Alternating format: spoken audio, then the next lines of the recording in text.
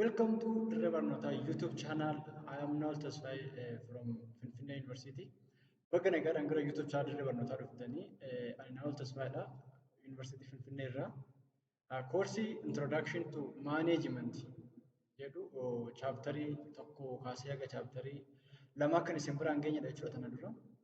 Amma chapter 3 kan waliin ilaallu jechuudha tutorialii kana jalatti. Chapter 3 is about management decision making.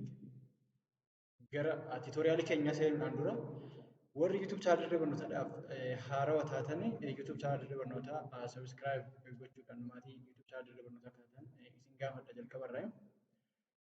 Chapter 3 jalatti kan nuti waliin ilaaluudhaaf deemnu waa'ee management decision making.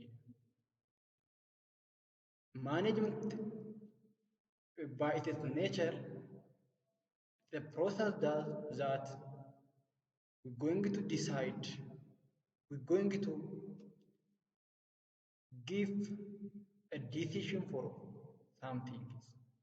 Management jechuun hooggansa jechuun jalqaba irraa osoo gara chapterii keenyatti hin seenini piroosesii yookaan adeemsa nuti murtee mataa keenyaa qabannee adeemsa mataa keenyaa qabannee galma organization tokko keessatti galma jiru yookaan immoo kaayyoo guuree jiru galmaan goodhaaf adeemudha.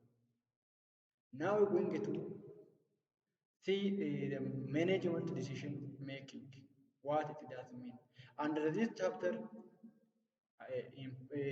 we try to categorize chapter 3 into two parts.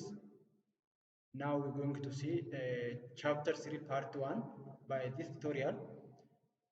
Under this part, we will see together the meaning of management decision making, what it does mean, what does mean management decision making. And also we try to see the decision making process. Decision making has it is own procedure, it is own step. What are those steps? We will see together. From the beginning, let we define the meaning of decision. What does mean decision? Decision is a making rational truth.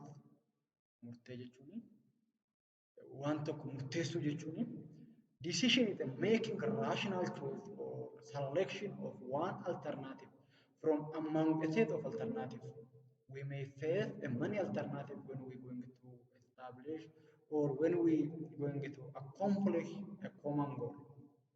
Among that alternative, you have to select one alternative or one choice. Filannoo tokko jechuudha murtee yeroo murteessinu alternatiivii waan yookaan immoo filannoowwan garaagaraa nutti dhufuu danda'ani. Filannoo sana keessaa tokkodha murteessuu jechuudha decision making is a management function that consists of choosing one course of action. We may deal with a many course of action, but among those course of action we have to select one course of action. Tokko qofa filachuu qabna jechuudha. Yommuu waan tokko yookaan immoo yommuu galma barbaadame tokko gahuudhaaf jiru alternatiiviiwwan hedduun yookaan immoo course of action hedduun nutti dhufuu danda'a. We may deal with a many or available alternative, but among that alternative we have to select the better one, the course of action that we can accomplish, that we can succeed it. Kana jechuudha murtee jechuun. Decision making is a part of every aspect of manager duties, which include planning, organizing, staffing, leading, and controlling. By its nature, decision making is established under organizational manager duty, which include the category of managerial function. Decision making of managerial function shanan keessa aspect tokkodha jechuudha. Isaan jalatti kan hin argamu. Planning, organizing, you have to remember 5 managerial functions. You can tell or we can list planning, organizing, staffing, leading or motivating or stimulating or directing and controlling. That means decision is a universal, decision making is a universal. When we're going to plan, we have to make a decision. When we're going to organize, we have to make a decision. When we're going to study, we have to make a decision. Also, when we're going to make a controlling, or when we going to correct the diversion activity or diversion action, we deal with decision making. Kana jechuun yommuu karoorsinu, yommuu organization kun qindoo waan tokko qindeessinu, staffing irratti, leading irratti murtee mataa keenya murteessina jechuudha. Planning akkuma jenne planning is a process that setting the goal today for tomorrow. Isa sana wanta teechisu saniif wanta karoorsu saniif alternatiiviiwwan jiran keessaa karoorawwan jiran keessaa murteessineeti jechuudha. Kana gochuun qaba karoora nu baafanna jechuudha. Yommuu karoora baafannu kanadha jennee wanta baafannu sana jechuudha. So we can say decision making is a universal at any level of manager, at any level or any skill of manager. Do commit to level decision making in any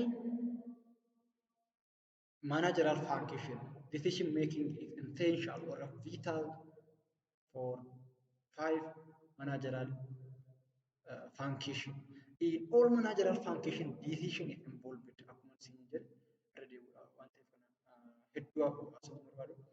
Managerial function shanan keessattuu kan hammatamudha jechuudha. All managerial functions have to be decided. For example, manager can formulate planning objective only after making a decision about organizational basic mission. Organization has more than 1 or 2 missions. But in a case of planning, we have to decide, we have to evaluate, we have to make a course of alternative among those alternatives. Alternative one jira san keessa tokko decide or murteessine fudhachuu jechuudha. Kana even though in all managerial function decision include in planning, organizing, leading and other managerial activity. The inter of planning process involves manager in a continual serious decision making situation. Decision making situation in haalli nuti itti murtee dabarsinu sun guutummaa adeemsa karoora keenya keessatti kan hammatamudha jechuudha. Iddoo kamittuu kan jechuudha. Kanaaf decision making universal. Decision making karoorsuu keessatti, organize gochuu keessatti, leading gochuu keessatti, controlling gochuu keessatti, staffing keessatti kan fayyadamnu jechuudha. Murteessuun manaajera tokko irraa kan eegamudha jechuudha. Organization tokko keessatti, dhaabbata tokko keessatti manaajera tokko bakka jirtu, organization tokko bakka jirtu. Even in our daily life, we make decision making.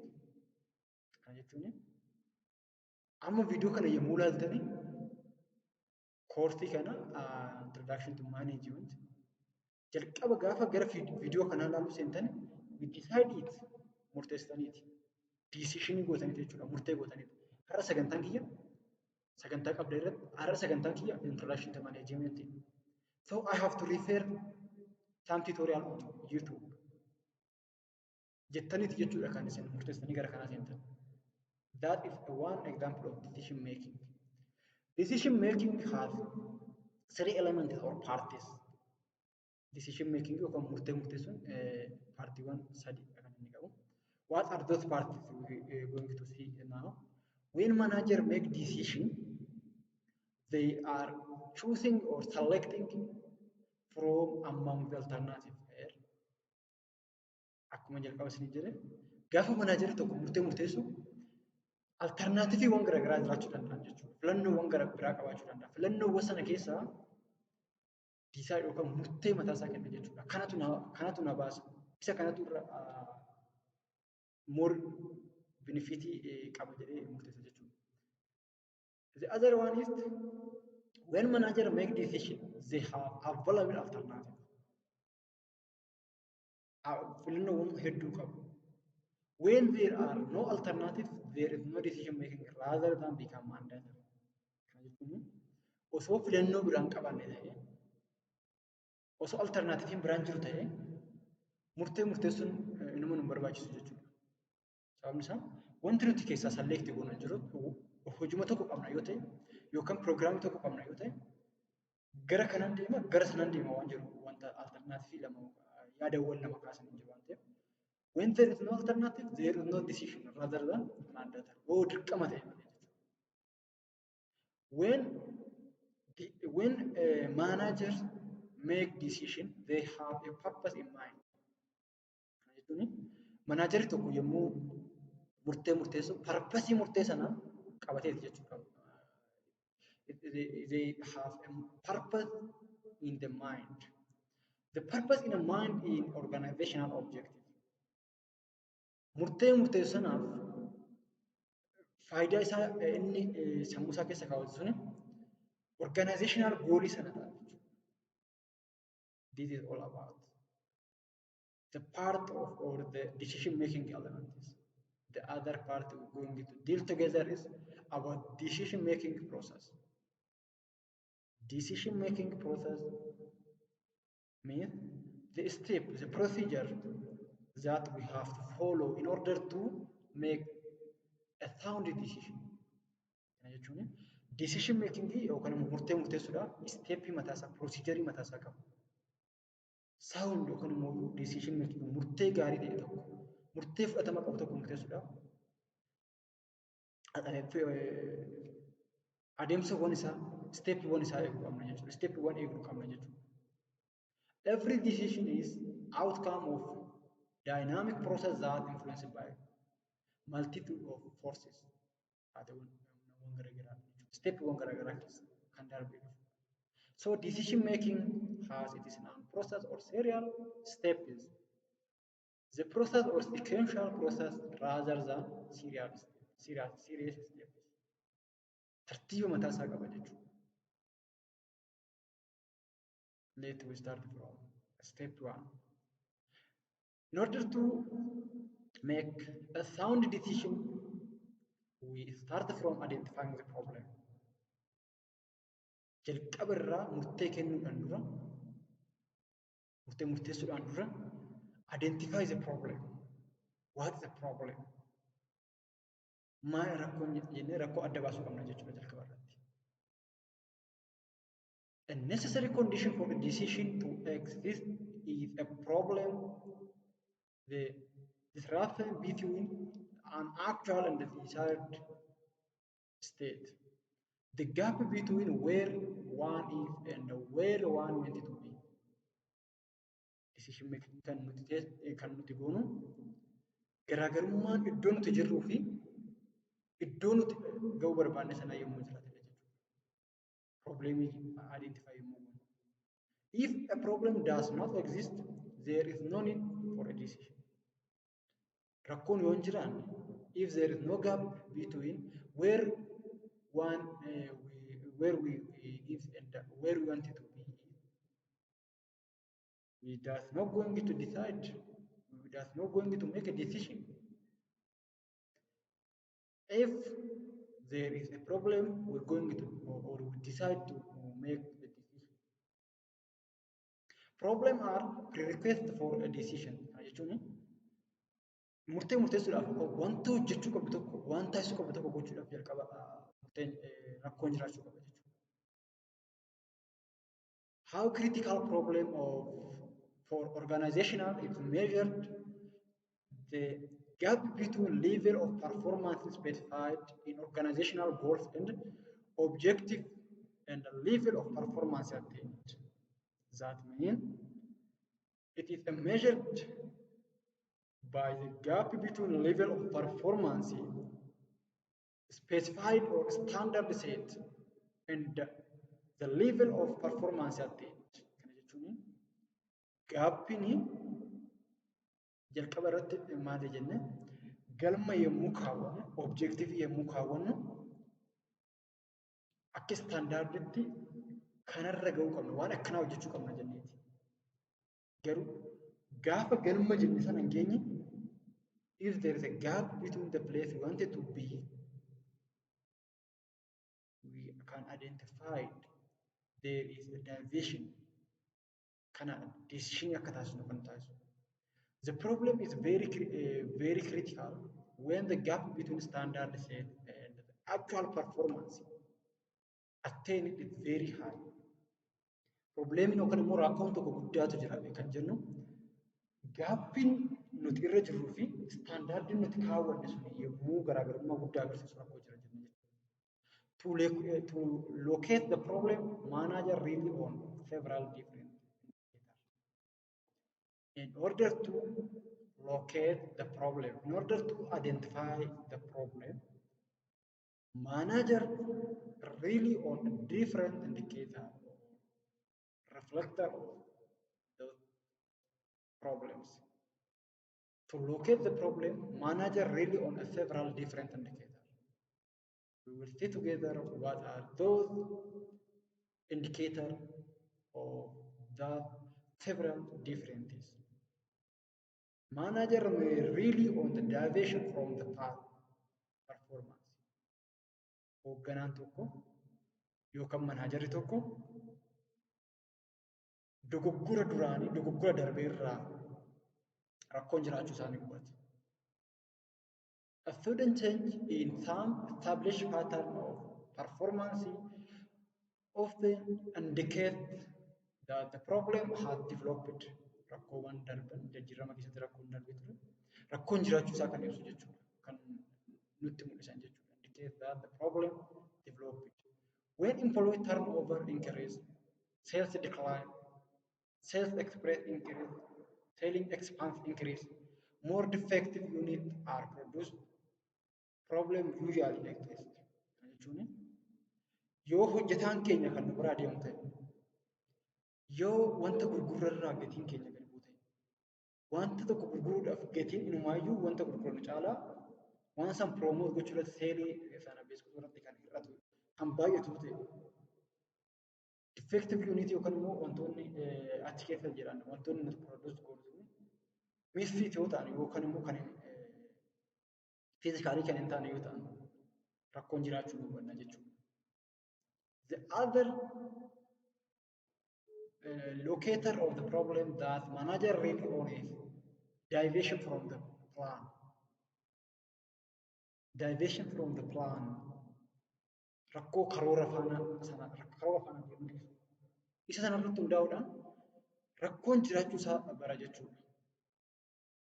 When the result does not meet the planned objective.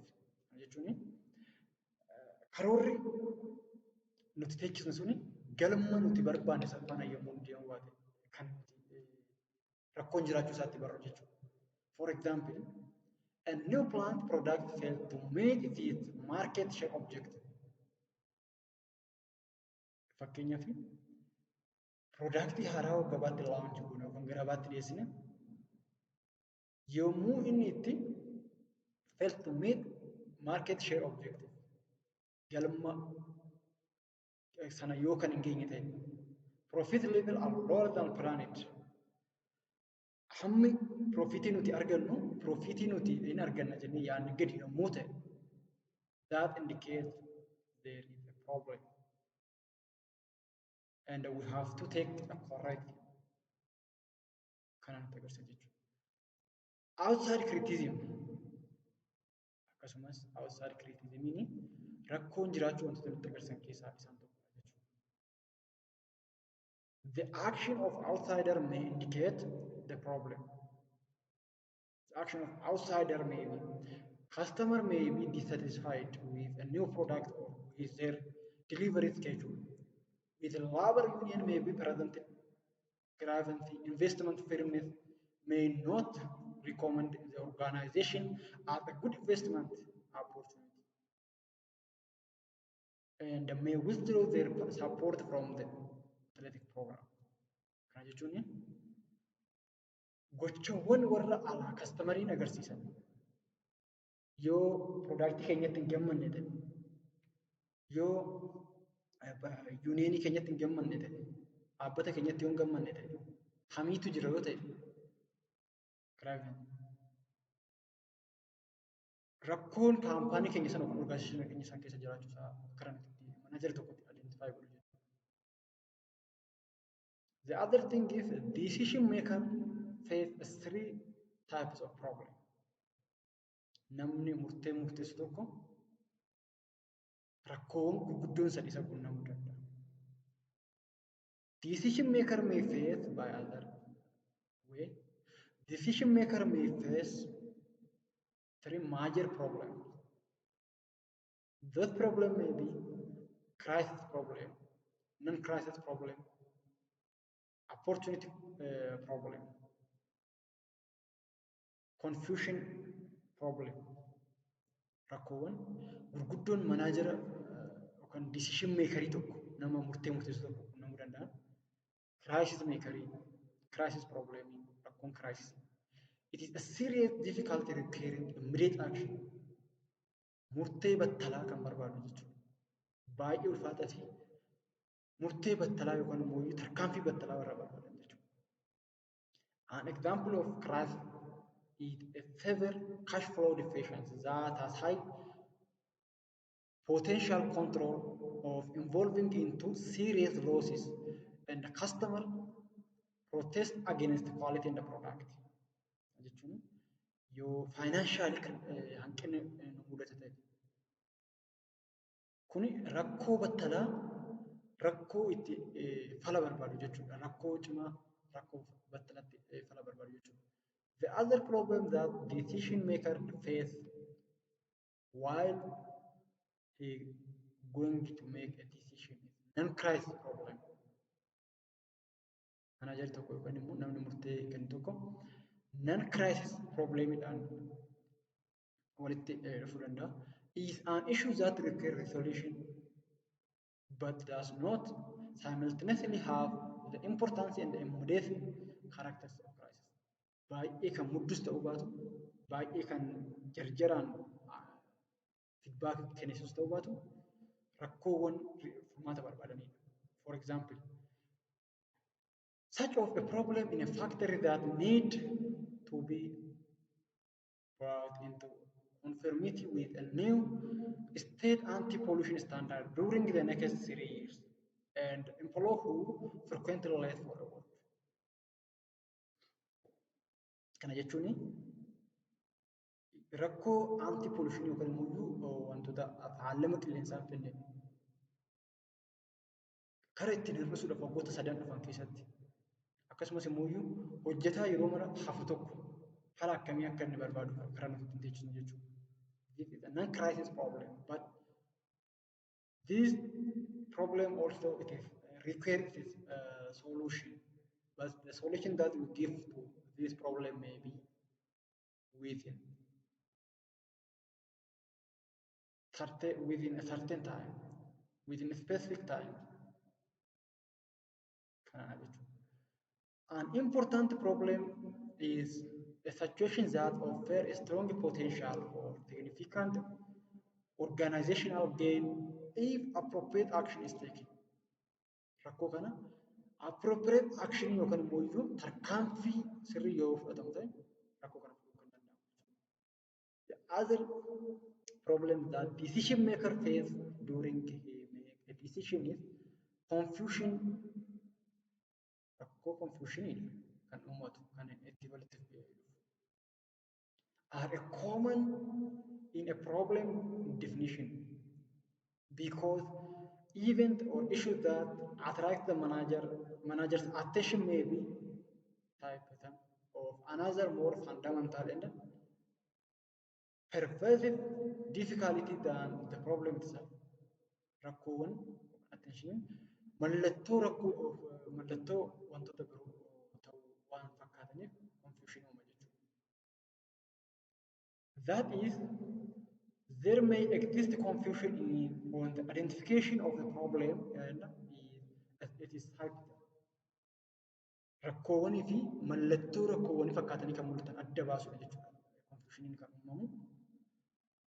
And the other thing is manager have to identify the problem. They have to try to diagnose the cause of the problem. The cause alike symptoms are seldom apparent. This step has three general stages. Which stage? Problem identifying stage. Haga ammaatti kan jiru problem step tokkoffaa keessa jechuudha dagataadha. This step has general stages: scanning, categorization, diagnosis. Stage 1 kana sadan qaba jechuudha. Stepin kun step 1. In a case of problem identification, we have three general steps. In a case of problem identification or step 1, we deal with three general stages. Those three general stages are scanning, categorization, diagnosis stages. We may see together what does mean scanning stage, categorization stage, diagnosis stage. In scanning stage is involving monitoring the work situation or changing the circumstances that may signal the emergency of the problem.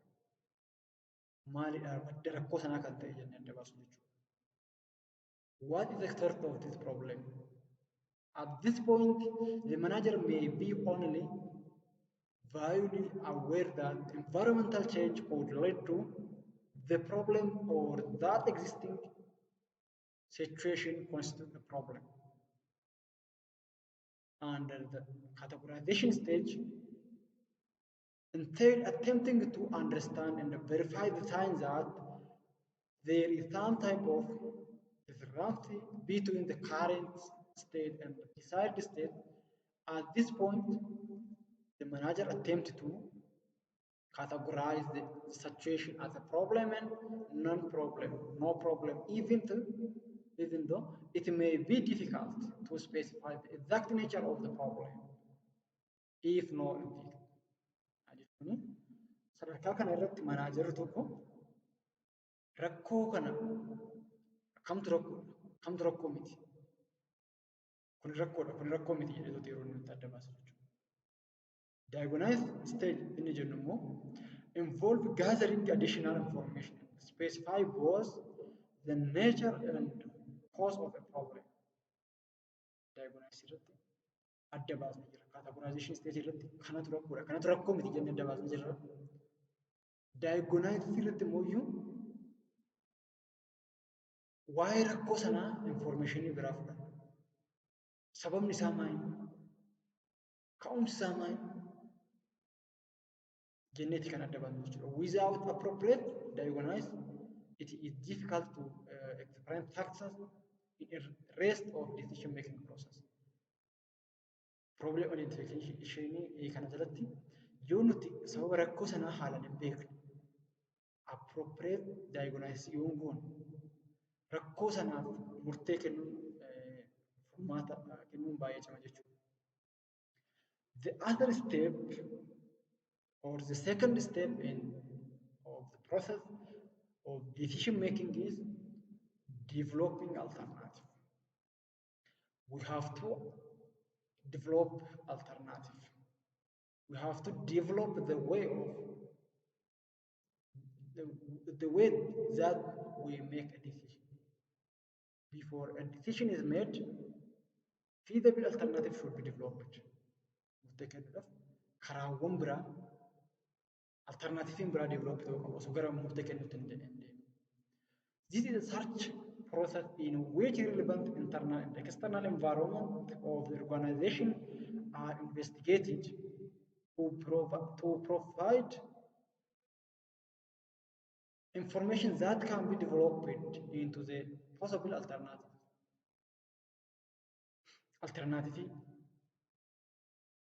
possibility kennuudhaaf jechuudha. We have to investigate. We have to search the process. At this point, it is necessary to list many possible alternative solutions to the problem as you can. Rakkoo sanaaf kara furmaata ta'u kara hedduu listii gochuu qaba. Decision making at this stage requires finding creative and imaginative alternatives using the full mental faculty. Kana jechuun xinxaalli guutuudhaan rakkoo sanaaf kara furmaata itti argannu barbaaduu jechuudha. Manager needs help in this situation through brainstorming on their technique. Xinxaaliidhaan yookaan brainstorming gargaarsa namoota sirriitti hin dandeettii xinxaalii gaafatu jechuudha. The third step or third procedure to make decision is evaluating the alternative. Here, on the stage 2 or on process number 2, we develop the alternative. On stage 3, we have to evaluate those alternatives. Once the manager have developed a set of alternatives, manager tokko yookaan hoogganaan tokko alternatiifiiwwan hedduu yookaan immoo karaawwan itti murtee sana dabarsu hedduu baasuu danda'a. Isaan keessaa maal gochuu qaba? Select gochuu qaba. Evaluate gochuu qaba. Madaalchisuu qaba jechuudha wal kamtu kam wayya. Murtee kana gara kamiin kennuu wayya kan jedhu adda baasuu. Each alternative must be judged in light of the goals and the resources of the organization and how will alternative way help solve the problem. Rakkoo sana fuudhaaf kara kamiin akka isaan kara salphaa ta'e kan jedhu yeroo itti compare and contrast gochuu alternative. After the manager compare and contrast that decision making way, he going to choose from those alternatives. Step 4, choosing alternative. Based on the evaluation made, manager select the best alternative. Based on the stage 3 or selecting from alternative, the manager going to select which decision more better baay'ee kan filatamaa ta'e kan inni evaluate keessa kan filatu jechuudha stage kanarratti. In trying to select an alternative or combination of alternative, manager find the solution appears to offer the fewest serious disadvantage and the most advantage. Naannoo kanatti yommuu murtee kennu isa kara hedduudhaan advantage qabu. Disadvantage isaa yookaan immoo kara isaa disadvantage isaa xiqqaa ta'e kara miidhaan isaa xiqqaa ta'e kan itti seenu jechuudha. Murtee murteessu kara faayidaan isaa hedduu ta'e advantage isaa guddaa ta'e kan itti seenu. The purpose of selecting an alternative is to solve the problem of to achieve predetermined objective. Galma jalqaba ta'a sana.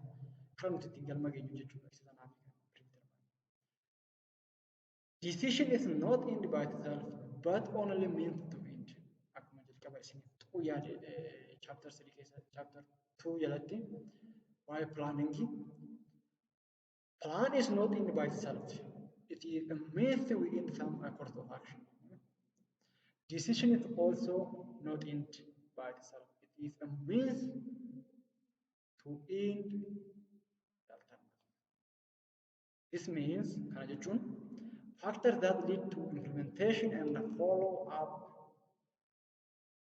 should follow the solution selection. Solution selection is enough. Follow the At the fifth stage, we have to implement and monitoring the chosen solution. decision maker in tokko isa filate sana he or she have to apply implemented it hojiirra oolchuu qaban jechuudha. Stage shanaffaarratti. For the inter of decision making process to be successful, considerable through must be given to implementing and monitoring the decision solution. Choosing a decision, it is possible to make a good decision in terms of first step is, and still have a process fail because the difficulties at this final step. Here, on the stage 5, stage shanaffaarratti jechuudha. Gara hojiitti seensinu murtee keenya sana implement yookaan ni dabarsina. Erga sana steepiiwwan darban keessa dhufne sana booda monitor it. Murteen keenya sun akkam deemaa jira. Murteen dabarsiisu sirriidha. Fudhatama argateera akka jiru. We have to follow it. Yes. Implementing the solution. Decision is that not implemented is a little more than an abstraction. Murteeni erga select goone booda yookaan erga course of action isa hunda fidanne sana booda murteen hin dabarfamne it is more little than abstraction. Murteen dabarfamuudhaan fi dabarfamuun isuun isaa garaagarummaa qabu jechuudha. Yoo marii sana taasisne furmaata keenya sana implementing goone gatumaan qabu jechuudha. It's little more than abstraction. Abamuudhaan garaagarummaa qabu jechuudha. In other words, any decision must be effectively implemented to achieve objective for which it is made.